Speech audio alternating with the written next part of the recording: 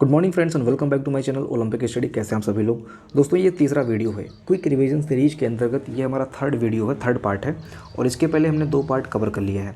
कल के वीडियो में देखा था हमने मनरेगा से संबंधित जितने भी महत्वपूर्ण क्वेश्चंस बन सकते हैं उन सारे क्वेश्चंस को, उन सारे फैक्ट्स को हमने कल के वीडियो में कवर किया था। तो अगर आपने मनरेगा संबंधित वीडियो नहीं देखा है जहाँ से 1-2 नंबर आपको फ्री में मिलने वाला है तो आप गलती कर रहे हैं। मनरेगा से संबंधित जितने भी क्वेश्चन बन सकते हैं वो सारे के सारे आपको कवर करना है और इसका लिंक मैं डिस्क्रिप्शन में दे दे रहा हूँ। उस वीडियो को आप जरूर चेक कर लेना, ठीक है। यहाँ से गारंटी नहीं है कि क्वेश्चन बनेगा कि नहीं बनेगा, लेकिन मनरेगा से क्वेश्चन दोस्तों जरूर बनेगा, ठीक है। और ये हमारा ई बुक है, अगर आप चाहें तो ई बुक बाय कर सकते हैं। इसके लिए भी आप डिस्क्रिप्शन चेक कर लीजिए। बढ़ते हैं अपने कंटेंट की तरफ। एकीकृत ग्रामीण विकास कार्यक्रम, काम के बदले अनाज योजना। यह योजना 5वीं पंचवर्षीय योजना के दौरान 1977 में शुरू किया गया था। इस योजना में काम या मजदूरी के बदले रुपए न देकर खाना दिया जाता था। यह कार्यक्रम उन गरीबों के लिए था जो अकुशल श्रमिक होते थे। इस योजना का मुख्य उद्देश्य भुखमरी को खत्म करना था। प्रधानमंत्री मनमोहन सिंह ने इस योजना को नए सिरे से 2004 में आंध्र प्रदेश के रंगारेड्डी जिले से शुरू किया। इस कार्यक्रम से देश के 150 जिलों में गरीबों को रोजगार और खाद्य सामग्री मुहैया कराई जाएगी जो सूखे से प्रभावित हैं। इतने फैक्ट आपको याद रखना है काम के बदले अनाज योजना के अंतर्गत। बढ़ते हैं अगली योजना की तरफ। संपूर्ण ग्रामीण रोजगार योजना, जिसको हम SGRY बोलते हैं शॉर्ट में, संपूर्ण ग्रामीण रोजगार योजना स्टार्ट कब किया गया था? 25 सितंबर 2001 से स्टार्ट किया गया था। इसको सर्वप्रथम 2001 में जनपद मथुरा के फरह से स्टार्ट किया गया था। ध्यान देना, जनपद मथुरा के फरह से इसको स्टार्ट किया गया था 2001 में SGRY को। 1 अप्रैल 2008 को इस योजना को महात्मा गांधी राष्ट्रीय ग्रामीण रोजगार गारंटी योजना में समन्वित कर दिया गया। इस योजना का मुख्य उद्देश्य रोजगार और अनाज उत्पादन था। इस योजना में रोजगार आश्वासन योजना, जवाहर ग्राम समृद्धि योजना तथा जनवरी 2001 में प्रारंभ किए गए काम के बदले अनाज योजना को समन्वित किया गया था। और इसके बाद में, इस समन्वय के बाद में कंप्लीट योजनाओं को मिलाकर एक योजना बनी जिसका नाम मनरेगा पड़ा, ठीक है। 2006 में यह प्रभाव में आई। देखते हैं, देखिए मैंने यहाँ पर लिख रखा है नोट। इन दोनों योजनाओं को पढ़ने के बाद आप मनरेगा को डिटेल में पढ़िएगा। देखिए इन दोनों योजनाओं को मिलाया गया था, कुछ और अन्य योजनाओं को मिलाया गया था। इसके बाद में मनरेगा का निर्माण हुआ था और मनरेगा चैप्टर दोस्तों क्विक रिवीजन 2 के अंतर्गत मैंने कवर किया है। तो क्विक रिवीजन 2 का वीडियो आप देखिएगा, उसमें मनरेगा से संबंधित जितने भी क्वेश्चन बन सकते हैं और ये 100% निश्चित है, जहाँ तक मुझे लग रहा है, या फिर इस बार लेखपाल की परीक्षा में मनरेगा से 1 या मैक्सिमम 2 क्वेश्चन जरूर पूछा जाएगा, ठीक है। तो मनरेगा आप कंप्लीट फैक्ट को जरूर देख लेना, लिंक इसका मैं डिस्क्रिप्शन में दे भी दूंगा। देखिए आगे बढ़ते हैं। ये योजना हमने कवर किया SGRY को। आगे बढ़ते हैं दोस्तों। अंत्योदय अन्न योजना। तत्कालीन प्रधानमंत्री अटल बिहारी वाजपेयी ने 25 दिसंबर 2000 को अपने क्षेत्र में अपने जन्मदिन के अवसर पर इस योजना का शुभारंभ किया।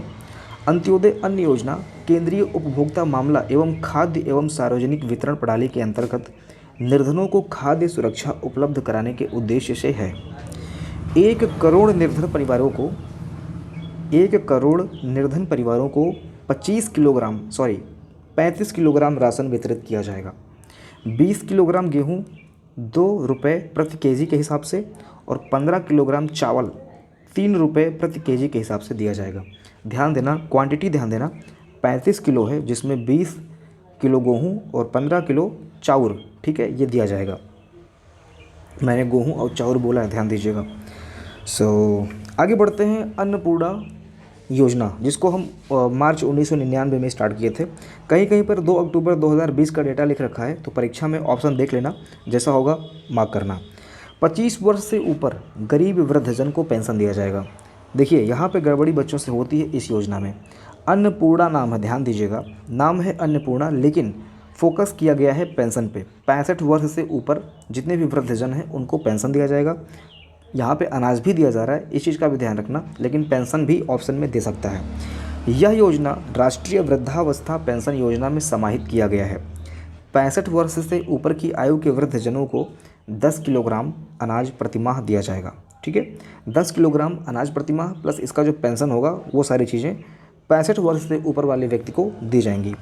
राष्ट्रीय सामाजिक सहायता कार्यक्रम, ये चीज़ ध्यान रखना, 1995 में शुरू हुआ था एक्स्ट्रा फैक्ट से, इसको भी ध्यान दीजिएगा। राष्ट्रीय सामाजिक सहायता कार्यक्रम 15 अगस्त 1995। आगे बढ़ते हैं। जवाहर ग्राम समृद्धि योजना, यह जवाहर रोजगार योजना का पुनर्गठन है। जवाहर रोजगार योजना को पुनर्गठित करके जवाहर ग्राम समृद्धि योजना शुरू किया गया। 1 अप्रैल 1999 में आरंभ किया गया था तथा बाद में इसका विलय 2001 में संपूर्ण ग्रामीण रोजगार योजना में कर दिया गया। तो यहाँ पे विलय वगैरह होता रहता है, योजनाएं बनती हैं, फिर अप्लाई किया जाता है उनको समय के साथ में, फिर उनको किसी अन्य योजना में इसका विलय भी कर दिया जाता है। तो यहाँ पे इस चीज़ को लेके बच्चे कन्फ्यूज रहते हैं। तो मेरे कहने का मतलब ये है कि आप लोग इस टाइप के जो विलय वगैरह होते हैं या फिर योजनाओं को पढ़ने के लिए सबसे बेस्ट ऑप्शन है आप प्रैक्टिस सेट से योजनाओं को पढ़िए, ठीक है। वहाँ पे जब आप फैक्चुअल चीज़ों को देखेंगे और अपने सामने ऑप्शन भी देखेंगे तो कहीं ना कहीं वो सारी चीज़ें क्लियर हो जाएंगी। लेकिन इससे पहले आप थ्योरी भी पढ़ लीजिए, थ्योरी पढ़ने के बाद में फिर आप प्रैक्टिस देखिए। इस योजना का उद्देश्य ग्रामीण क्षेत्रों में बेरोजगारी कम तथा सामुदायिक संपत्ति का निर्माण करना। इसको ग्राम पंचायत स्तर पर लागू किया गया है तथा इसमें केंद्र और राज्य का अनुपात 75:25 है। दिल्ली और चंडीगढ़ को छोड़कर संपूर्ण राज्यों में जवाहर ग्राम समृद्धि योजना को लागू किया गया है। ओके, सो आगे बढ़ते हैं बिना किसी देरी के। प्रधानमंत्री ग्रामोदय योजना, देखिए इस योजना में कई सारी योजनाओं को बनाया गया है। इसके अंतर्गत कई सारी योजनाएं क्रियान्वित हो रही हैं, तो उन योजनाओं को भी हम देखते चलेंगे। शॉर्ट नोट मैं दूंगा यहाँ पे, हालांकि योजनाएं बहुत बड़ी हैं लेकिन शॉर्ट नोट ही दिया जाएगा जो आपके एग्जाम में पूछा जा सकता है। देखिए प्रधानमंत्री ग्रामोदय योजना, इस योजना का उद्देश्य स्वास्थ्य, प्राथमिक शिक्षा, पेयजल, आवास तथा ग्रामीण सड़कों जैसे 5 महत्वपूर्ण क्षेत्रों में ग्रामीण स्तर पर विकास करना। 5 महत्वपूर्ण क्षेत्र फिर से देख लीजिए प्रधानमंत्री ग्रामोदय योजना के अंतर्गत: स्वास्थ्य, प्राथमिक शिक्षा, पेयजल, आवास तथा ग्रामीण सड़क। ओके, इस योजना के अंतर्गत निम्नलिखित कार्यक्रम शुरू किए गए। प्रधानमंत्री ग्राम सड़क योजना बहुत ही इंपॉर्टेंट है और इसका डेट भी आप याद रखिएगा। प्रधानमंत्री ग्राम सड़क योजना जो कि 25 दिसंबर 2000 को शुरू किया गया। 1000 से अधिक आबादी वाले गाँवों को 1000 से अधिक आबादी वाले गाँवों को अगले 3 वर्षों में 12 मासी सड़कों से जोड़ना। इस पर 60,000 करोड़ रुपए का खर्चा आया है। तो ये ध्यान देना, 1000 से आबादी वाले सड़कों को 3 वर्षों में 12 मासी सड़कों से जोड़ा जाएगा। वेट,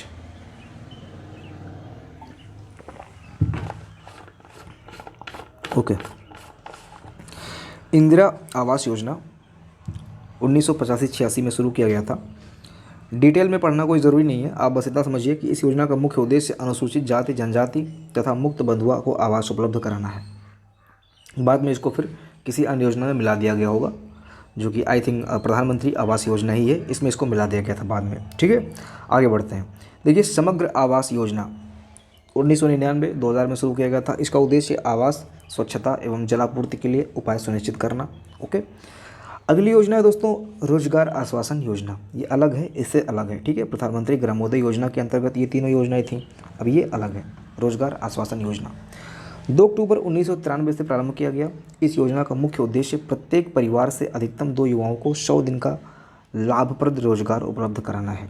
इसमें केंद्र और राज्य का अनुपात 75:25 है, ठीक है, ध्यान दीजिएगा। स्वर्ण जयंती ग्राम स्वरोजगार योजना, इसको 1 अप्रैल 1999 को प्रारंभ किया गया। इस योजना में प्रशिक्षण के दम पर गरीबों को स्वयं सहायता समूह के रूप में एकजुट किया गया, ठीक है। स्वर्ण जयंती ग्राम स्वरोजगार योजना दोस्तों ये बहुत ही महत्वपूर्ण योजना है, आपके एग्जाम में पूछा जा सकता है। फिर से बता रहा हूँ, SGRS इसका फुल फॉर्म होगा, शॉर्ट में ऐसे भी दे सकता है। इसको 1 अप्रैल 1999 से प्रारंभ किया गया। स्वयं सहायता समूह, ये शब्द आप याद रखिएगा, स्वयं सहायता समूह, ये ऑप्शन में भी दे सकता है, एलिमिनेट करने के लिए देगा तो आप समझ जाइएगा। स्वयं सहायता समूह यानी कि स्वर्ण जयंती ग्राम स्वरोजगार योजना की बात हो रही है। केंद्र और राज्य का जो अनुपात है ये 75:25 का है। अब तक 22.52 लाख स्वयं सहायता समूह बने हैं, जिसमें 66.47 लाख स्वरोजगार शामिल हैं। देखिए 1 अप्रैल नोट है, 1 अप्रैल 2012 से स्वर्ण जयंती ग्राम स्वरोजगार योजना को राष्ट्रीय ग्रामीण आजीविका के रूप में चलाया जा रहा है। कब से?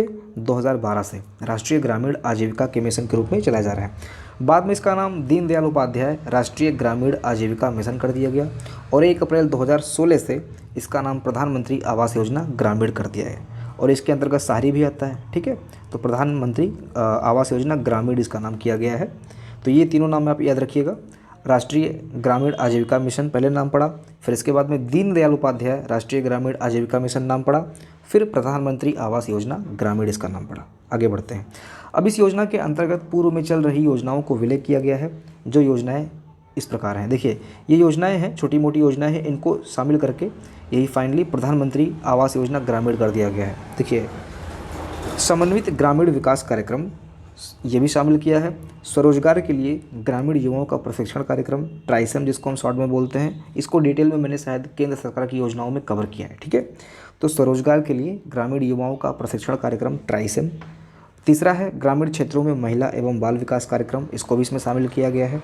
ग्रामीण दस्तकारों को उन्नत औजारों की किट की आपूर्ति का कार्यक्रम, गंगा कल्याण योजना और 10 लाख कुआं योजना, ये सारी योजनाओं को हमने शामिल कर दिया है किसमें, स्वर्ण जयंती ग्राम स्वरोजगार योजना में 1999 में स्टार्ट किया गया था। ठीक है, आगे बढ़ते हैं। राष्ट्रीय ग्रामीण आजीविका मिशन, वही चीज़ जो यहाँ पे मैंने बताया, बाद में इसका नाम क्या पड़ा था, राष्ट्रीय ग्रामीण आजीविका मिशन। ठीक है, इसके बाद में दीनदयाल राष्ट्रीय ग्रामीण आजीविका मिशन और फाइनली प्रधानमंत्री आवास योजना। तो राष्ट्रीय ग्रामीण आजीविका मिशन और प्रधानमंत्री आवास योजना को साथ में मैंने ले लिया है ताकि कन्फ्यूजन बिल्कुल ना रहे। राष्ट्रीय ग्रामीण आजीविका मिशन 3 जून 2011 को मनमोहन सिंह द्वारा प्रारंभ किया गया। मैंने सोनिया गांधी लगा दिया है क्योंकि नाम है मनमोहन का, काम है सोनिया गांधी का। ठीक है, 3 जून 2011 को मनमोहन सिंह जी द्वारा इसको स्टार्ट किया गया। राजस्थान के बसवाड़ा जिले से स्टार्ट किया गया था। ग्राम स्तर पर स्वयं सहायता समूह की स्थापना, वही चीज़ जो उसमें मैंने बताया था आपको। राष्ट्रीय ग्रामीण आजीविका मिशन हो गया। अब देखते हैं प्रधानमंत्री आवास योजना ग्रामीण। ठीक है, 1 अप्रैल 2016 से इसका नाम प्रधानमंत्री आवास योजना ग्रामीण कर दिया गया। ठीक है, और इसके बाद में फिर फाइनली यही नाम है। ठीक है, प्रधानमंत्री आवास योजना फाइनल नेम है ग्रामीण। 1 अप्रैल 2016 से इसका नाम प्रधानमंत्री आवास योजना ग्रामीण कर दिया गया। प्रधानमंत्री आवास योजना ग्रामीण के तहत 2022 तक प्रधानमंत्री ने सबके लिए पक्का आवास की औपचारिक घोषणा की। इसमें अब न्यूनतम आकार 20 वर्ग मीटर से बढ़ाकर 25 वर्ग मीटर कर दिया है। तो ये इंपॉर्टेंट है, ये एरिया इंपॉर्टेंट है कि घर कितने एरिया में होगा, तो 25 वर्ग मीटर में घर होना चाहिए। मैदानी इलाकों में जो प्राइस है, इसका रेट है, मतलब जो बजट आवंटित किया गया है एक घर के लिए, ये है 1,20,000 रुपये। बजट नहीं, जो भी लाभ धन है वो आप बोल सकते हो। बजट तो योजनाओं के द्वारा आता है, बाकी बजट से पैसे निकालकर प्रत्येक आदमी को दिया जाता है, जिसमें 70,000 से बढ़ाकर 1,20,000 कर दिया गया है मैदानी क्षेत्रों में, और पहाड़ी क्षेत्रों में 1,30,000 रुपये कर दिया है। ठीक है, तो 1,20,000 मैदानी में है और 1,30,000 पहाड़ी क्षेत्रों में है। इसमें जो खर्चा आएगा ये केंद्र और राज्य सरकार का 60 और 40 का होगा। 60 और 40 के अनुपात में दोनों अपना वहन करेंगे। विशेष दर्जा प्राप्त राज्यों में 90 और 10 का अनुपात होगा। ओके, अब बढ़ते हैं अगली योजना की तरफ, जो कि है कुटीर ज्योति कार्यक्रम। कुटीर ज्योति कार्यक्रम भारत सरकार ने 1988-89 में कुटीर ज्योति कार्यक्रम प्रारंभ किया। इसके अंतर्गत ग्रामीण क्षेत्रों में निर्धनता की रेखा से नीचे जीवन यापन करने वाले परिवारों को, एक परिवार को विद्युत कनेक्शन उपलब्ध कराने के लिए 400 रुपये की सरकारी सहायता उपलब्ध कराई जाएगी। ठीक है, बस इसमें आपको इतना ही पढ़ना है। आगे बढ़ते हैं। खाद्यान्न बैंक योजना, इस योजना को 2002 से लागू किया गया। इन बैंकों हेतु सरकार द्वारा 1,000 करोड़ की धनराशि का इतना टन गेहूं और चावल निःशुल्क उपलब्ध कराने की व्यवस्था की गई है। ठीक है, देखिएगा दोस्तों, ये डेटा आप याद रखना। 1 लाख है आई थिंक, इकाई यहाँ पे 10 लाख है। 10 लाख टन गेहूं और चावल निःशुल्क उपलब्ध कराने की घोषणा की गई है। ठीक है, आगे बढ़ते हैं। महिला स्वयं सिद्ध योजना, इस योजना को सन 2001 में लागू किया गया। इसका मुख्य उद्देश्य महिलाओं का सामाजिक आर्थिक सशक्तिकरण करना है। बीमा ग्राम योजना, अब ये सारी योजनाएं उतनी इंपॉर्टेंट नहीं है, इसलिए मैं इसको थोड़ा जल्दी कवर कर रहा हूँ। फिर भी आपके सामने सारी योजनाओं को प्रस्तुत किया जा रहा है। अगर आप चाहते हैं नोट्स बनाना तो नोट्स बना सकते हैं, या परचेज़ करना चाहते हैं तो डिस्क्रिप्शन चेक कर लेना, वहाँ पे सारे नोट्स हमने प्रोवाइड कराए हैं। इंग्लिश मीडियम में भी शायद मैंने कोशिश की है, 1-2 चैप्टर मैंने इंग्लिश मीडियम में अभी तक दे दिया है। सो आगे भी कंटिन्यू करूँगा, देखते हैं। बीमा ग्राम योजना, इस योजना को फरवरी 2002 में घोषित किया गया। बीमा ग्राम के रूप में चयनित गांव के 75% परिवारों के कम से कम एक व्यक्ति का बीमा होना अनिवार्य है। इसके बदले में जीवन बीमा निगम प्राप्त कुल प्रीमियम की आय का 25% भाग उसी गांव के विकास में लगा देगा। ठीक है, संकट हरण बीमा योजना, इस योजना को 30 सितंबर 2001 को लागू किया। दोस्तों ये इंपॉर्टेंट है, आप इसको ध्यान दीजिएगा। इस योजना को 30 सितंबर 2001 को लागू किया गया। यह योजना 3 खाद्य उत्पादन संस्थाओं द्वारा चलाया जा रहा है, जिसमें एक बोरी खाद की खरीद पर प्रत्येक कृषक को 4,000 का व्यक्तिगत दुर्घटना बीमा बिना किसी प्रीमियम के उपलब्ध कराया जाएगा। तो ये सारी योजनाएं आप ध्यान दीजिएगा, छोटी मोटी योजनाएं हैं। और आगे बढ़ते हैं। ये देखिए विज़न फॉर इंडिया, गरीबी जीवन यापन सुधारने के लिए विज़न फॉर इंडिया 2020 नाम से एक महत्वाकांक्षी नीतिगत दस्तावेज केंद्र सरकार द्वारा तैयार किया गया। इस योजना का उद्देश्य एक निश्चित समय सीमा के अंदर गरीबी की रेखा से नीचे आने वाले लोगों की स्थिति में विभिन्न कार्यक्रमों के माध्यम से सुधार करना है, जिसमें आने वाले 20 वर्षों में गरीबी की रेखा के नीचे का कलंक पूरी तरह से मिटाया जा सके। यानी कि हमारे भारत का ये विज़न है, ये लक्ष्य है कि आने वाले 20 साल में गरीबी की रेखा का जो कलंक है हमारे भारत पे, इसको कम्प्लीटली ख़त्म कर दिया जाए। इसके अंतर्गत डॉक्टर SP गुप्ता की अध्यक्षता में समिति का गठन किया गया है। तो ये बस आपको ध्यान रखना है कि विज़न फॉर इंडिया का गठन जो है डॉक्टर SP गुप्ता की समिति के अंतर्गत है, और गरीबी रेखा को कंप्लीट ख़त्म करना है 20 साल के अंदर, ठीक है। सो ये आपका है vision for India 2020। NITI Aayog है। देखिए नीति आयोग के बारे में कंप्लीट डिटेल में एक अलग से वीडियो बनाऊंगा, शॉर्ट वीडियो होगा 10-5 मिनट का। उसमें नीति आयोग से संबंधित जितने भी महत्वपूर्ण क्वेश्चन बन सकते हैं, जैसे हमने मनरेगा में किया था, ऐसे ही नीति आयोग से संबंधित कुछ क्वेश्चंस इंपॉर्टेंट है जो कि आपके एग्जाम में पूछे जा सकते हैं, उसको कवर किया जाएगा, ठीक है। तो इसको यहीं पर समाप्त करते हैं, वीडियो को बहुत लंबा नहीं करेंगे क्योंकि ये क्विक रिविजन सीरीज है, तो यहाँ पर हम वीडियो को बहुत लंबा नहीं कर सकते, ठीक है। तो उम्मीद करता हूँ कि इन सारी योजनाओं को आपने पढ़ा, समझा, देखा होगा, और आने वाले टाइम में फिर हम आगे जो है यहाँ पर आप देख सकते हैं कुछ अन्य योजनाओं को शामिल करने वाले हैं, या फिर इनका जो शॉर्ट नोट है सारी योजनाओं का, जो एक वन लीनियर फॉर्म में क्वेश्चन बन सकता है, उनको भी मैंने यहाँ पे कवर किया है, ठीक है। मिलते अगली वीडियो में, पढ़ाई करते रहिए। जय हिंद।